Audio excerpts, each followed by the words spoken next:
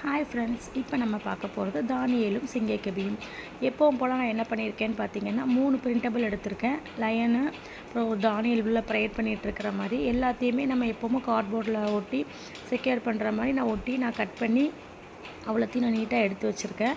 அப்புறம் பார்த்திங்கன்னா ஒரு அட்டை பாக்ஸ் எடுத்திருக்கேன். அந்த அட்டை பாக்ஸில் பார்த்திங்கன்னா நான் வந்து அந்த வெளியுள்ள வால் மாதிரி இருக்கிறதுல ஒரு சும்மா ரேண்டமாக ஒரு கட் பண்ணுறேன். உள்ளே மட்டும் கட் பண்ணி நான் கரெக்டாக நீட்டாக ஃபுல்லாக கட் பண்ணி எடுத்து வச்சுக்கிறேன்.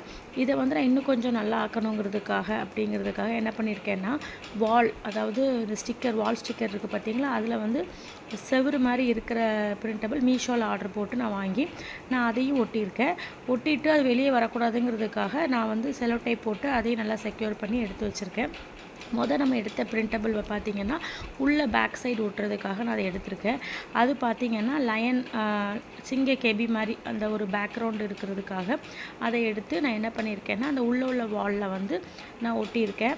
அப்புறம் பார்த்திங்கன்னா அந்த லயன்லாம் நிற்காத மாதிரி ஃபீல் ஆச்சு. உடனே ஒரு தெர்மாக்கோல் ஷீட் எடுத்து அதையும் ஒட்டியிருக்கேன். இது எதுக்கு அப்படின்னு பார்த்திங்கன்னா ஒரு சிங்கக்கபி ஒரு ஜெயில் எஃபெக்ட் கொடுக்கணும் அப்படிங்கிறதுக்காக ஒரு பிளாக் கலரில் ஒரு நியூஸ் பேப்பரில் வந்து நான் வந்து அந்த கம்பி மாதிரி செஞ்சு ஒட்டி அதை வந்து இப்படி வச்சுருக்கேன். இதுதான் இதோட ஃபைனல் அவுட்புட். உங்கள் எல்லாத்துக்கும் பிடிச்சிருக்குன்னு நினைக்கிறேன். தேங்க்யூ.